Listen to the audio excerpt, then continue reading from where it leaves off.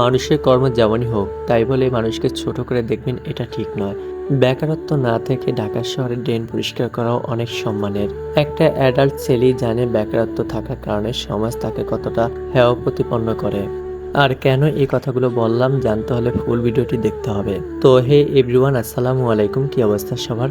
আশা করি সবাই ভালো আছেন। ঢাকা উত্তরা হাউস বিল্ডিং থেকে বিআরটিসির একটি এসি বাসের টিকিট কেটে চলে গেলাম উত্তরা দিয়াবাড়ি মেট্রো রেলের ১ নম্বর স্টেশনে। মূলত আমি বিরুলিয়া যাব আমার বড় বোনের সাথে দেখা করতে। আমার বড় বোন ঢাকাতে আসছে রিসেন্টলি ডক্টর দেখাতে এবং ঈদের আগেই সে গ্রামে চলে যাবে। সে আমাকে ফোন করে বলল যে বিরুলিয়া ব্রিজের কাছে একটা ফুড কোর্ট আছে যেখানে ফুচকাগুলো অনেক টেস্টি হয়। তো আমাকে সেখানে ফুচকা ট্রিট দেবে আপু, তার জন্য আমাকে যেতে বলেছিল। আর সেখানে যাওয়ার পথে ১৮ নম্বর সেক্টরের এই সুন্দর বিল্ডিংগুলোর ভিউ ক্যামেরাবন্দি করতে বলিনি আমি একদমই। আপনারা যারা উত্তরাতে থাকেন বা উত্তরার আশেপাশে থাকেন তারা অবশ্যই জানেন উত্তরা দিয়াবাড়ি সম্পর্কে। তবে সেখানকার সৌন্দর্য সবথেকে বেশি মনোমুগ্ধকর এই বিল্ডিংগুলো। আমার কাছে এই বিল্ডিংগুলো সবথেকে ভালো লাগে। আর এই হচ্ছে ঢাকা বোট ক্লাব যেখানে আমাদের পরিমণি আপু কট খেয়েছে। আর এ হচ্ছে বিরুলিয়া ব্রিজ যেটা বোট ক্লাবের পরেই। আর এই ব্রিজের উপর দাঁড়িয়েও অনেক সুন্দর সুন্দর ভিউ পাওয়া যায়। ব্রিজের পরেই হচ্ছে সেই ফুড কোর্ট, আর ফুড কোর্টের পরেই হচ্ছে যে আমার দুলাভাইয়ের বিজনেস।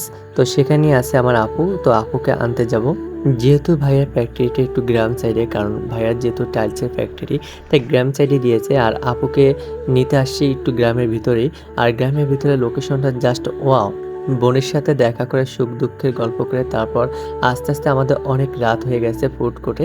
যেহেতু এটা একটি ফুড কোর্ট আর এখানে অনেকগুলো স্টোর আছে, এক একজনে এক এক আইটেম বিক্রি করে। কিন্তু আমরা ফুচকা খেতে বসে গেলাম নবাবী ফুচকা ইয়ো মোমোতে। আর ভিডিওর শুরুতে যে কথাটি বললাম সেই কথাটা বলার কারণ হচ্ছে এই যে ভাইয়া ফুচকালা ভাইয়াটি ফুচকা বানাচ্ছে, তো সে বলল যে তার ভিডিওতে তার ফেস না উঠাতে, কারণ তার গার্লফ্রেন্ড তার সাথে ব্রেকআপ করে দেবে যদি জানে সে ফুচকা বিক্রি করে। এই জন্যই কথাটি বললাম। আর এই হচ্ছে সেই ইয়ামি ইয়ামি ফুচকা যেটা খেতে আমার কাছে দুর্দান্ত লেগেছে। আপনারা যারা ঢাকা উত্তরা আশেপাশে বা উত্তরাতে আছেন তারা অবশ্যই একবার হলো সেই নবাবের ফুচকা এবং ইয়ো ইয়ো মোমো ট্রাই করবেন। আর আমি যেহেতু চা লাভার, তো সবাইকে নিয়ে একটি টং দোকানে বসে চা খেয়ে আপুকে আপুর বাসায় পৌঁছে দিয়ে আমি আমার গন্তব্যে চলে আসলাম। তবে নবাবী ফুচকা যেই টকটা দিয়েছে টকটা মুখে লেগে থাকার মতো। টক মিষ্টি ঝালের সংমিশ্রণে টকটি বানিয়েছে, না খেলে বুঝতে পারবেন না। তো সবাই একবার হলো ট্রাই করবেন। আর আমার ভিডিও দেখে যদি কেউ যান তাহলে অবশ্যই আমাকে ইনবক্সে মেসেজ করে যাবেন, আমি আপনাদের সাথে শামিল হওয়ার চেষ্টা করব।